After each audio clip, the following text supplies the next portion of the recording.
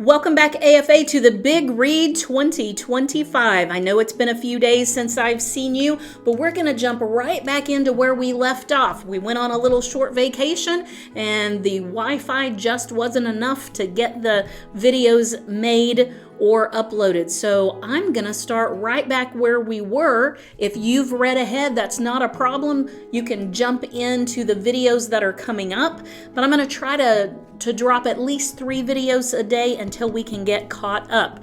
So where we left off was Thursday, June the 5th, according to our reading chart. And if you didn't get one picked up, they are upstairs on the foyer table, so you can grab one of those when you need to.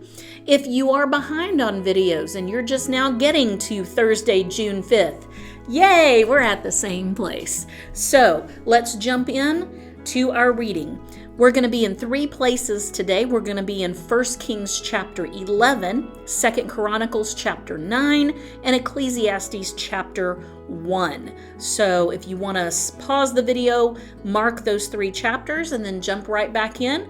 It'll be a little bit easier as we go. Okay, so we're going to start in 1 Kings chapter 11. 1 Kings chapter 11, and we're reading the entire chapter, and it's verses 1 through 43 as we go back into the story of King Solomon. Here we go.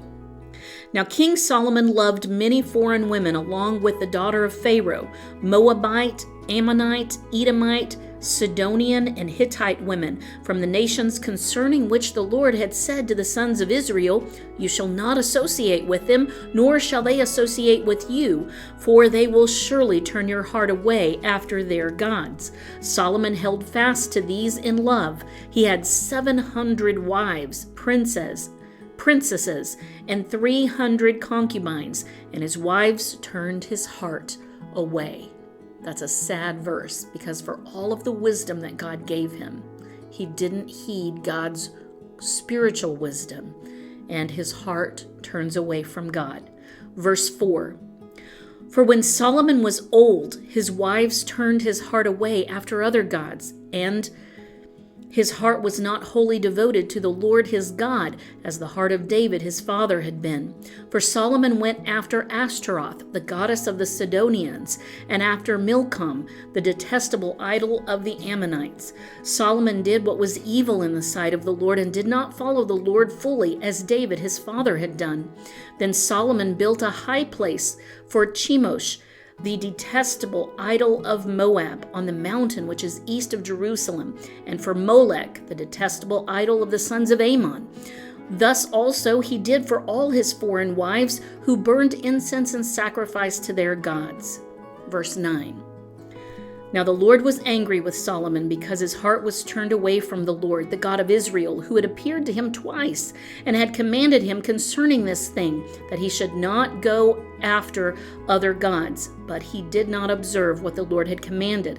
So the Lord said to Solomon, "Because you have done this, and you have not kept my covenant and my statutes, which I have commanded you, I will surely tear the kingdom from you and will give it to your servant. Nevertheless, I will not do it in your days for the sake of your father David, but I will tear it out of the hand of your son.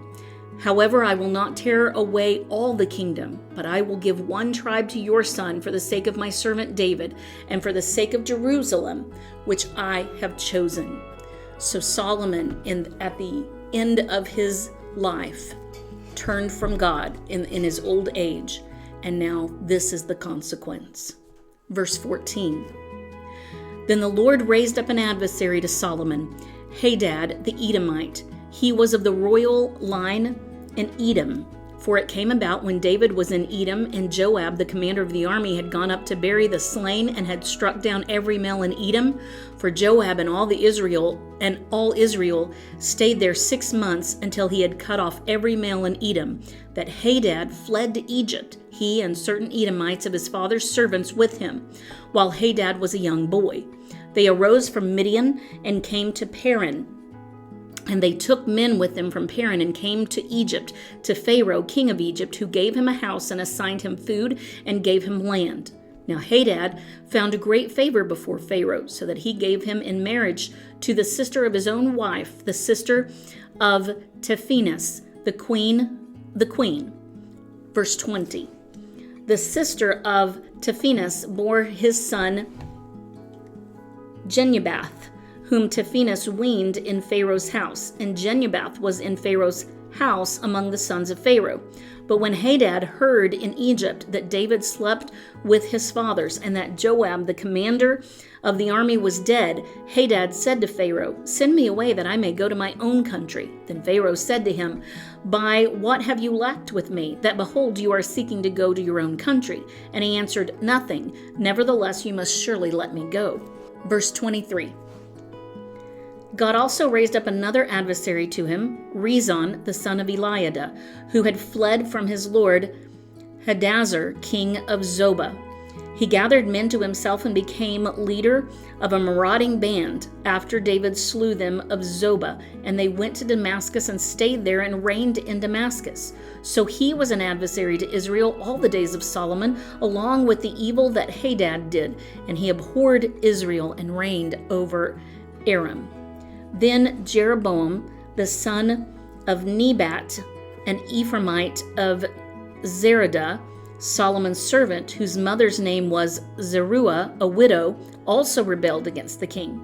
Now this was the reason why he rebelled against the king. Solomon built the Millo and closed up the breach of the city of his father David.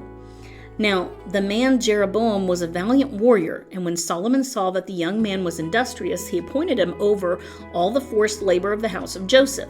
It came about at that time when Jeroboam went out of Jerusalem that the prophet Ahijah the Shilonite found him on the road. Now Ahijah had clothed himself with a new cloak, and both of them were alone in the field. Then Ahijah took hold of the new cloak which was on him and tore it into 12 pieces. He said to Jeroboam, "Take for yourself 10 pieces, for thus says the Lord, the God of Israel, Behold, I will tear the kingdom out of the hand of Solomon and give you 10 tribes. But he will have 1 tribe for the sake of my servant David and for the sake of Jerusalem, the city which I have chosen from all the tribes of Israel, because they have forsaken me and have worshipped Ashtaroth, the goddess of the Sidonians, Chemosh, the god of Moab, and Milcom, the god of the sons of Ammon. And they have not walked in my ways, doing what is right in my sight and observing my statutes and my ordinances, as his father David did. Nevertheless, I will not take the whole kingdom out of his hand, but I will make him ruler all the days of his life for the sake of my servant David, whom I chose, who observed my commandments and my statutes. But I will take the kingdom from his son's hand and give it to you, even 10 tribes. But to his son I will give 1 tribe, that my servant David may have a lamp always before me in Jerusalem, the city where I have chosen for myself to put my name. I will take you, and you shall reign over whatever you desire, and you shall be king over Israel. Then it will be that if you listen to all that I command you and walk in my ways and do what is right in my sight by observing my statutes and my commandments, as my servant David did, then I will be with you and build you an enduring house as I built for David, and I will give Israel to you. Thus I will afflict the descendants of David for this, but not always. Solomon sought therefore to put Jeroboam to death, but Jeroboam arose and fled to Egypt, to Shishak, king of Egypt, and he was in Egypt until the death of Solomon. Verse 41.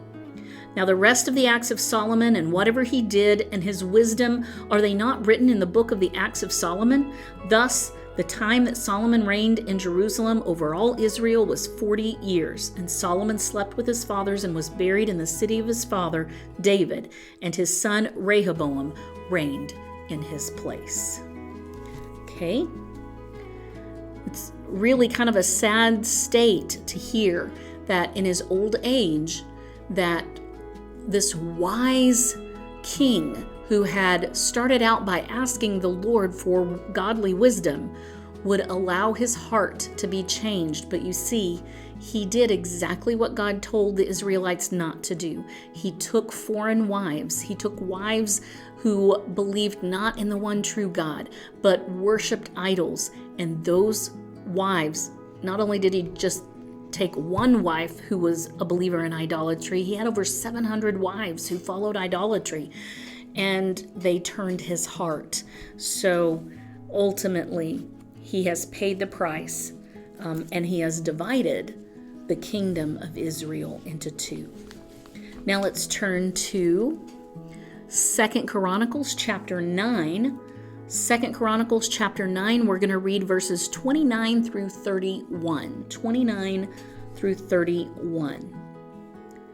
Now the rest of the acts of Solomon from first to last, are they not written in the records of Nathan the prophet, and in the prophecy of Ahijah the Shilonite, and in the visions of Iddo the seer concerning Jeroboam the son of Nebat? Solomon reigned 40 years in Jerusalem over all Israel. And Solomon slept with his fathers and was buried in the city of his father David, and his son Rehoboam reigned in his place. Okay, and then the last part of our reading for today takes us to Ecclesiastes. So go ahead and move to the book of Ecclesiastes, chapter 1, and we're reading verses 1 through 11. 1 through 11. The words of the preacher, the son of David, king in Jerusalem. Vanity of vanities, says the preacher. Vanity of vanities, all is vanity. What advantage does man have in all his work which he does under the sun? A generation goes and a generation comes, but the earth remains forever. Also the sun rises and the sun sets, and hastening to its place it rises there again. Blowing toward the south, then turning toward the north, the wind continues swirling along, and on its circular courses the wind returns. All the rivers flow into the sea, yet the sea is not full. To the place where the rivers flow, they will flow again.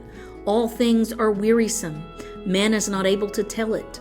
The eye is not satisfied with seeing, nor is the ear filled with hearing. That which has been is that which will be, and that which has been done is that which will be done. So there is nothing new under the sun.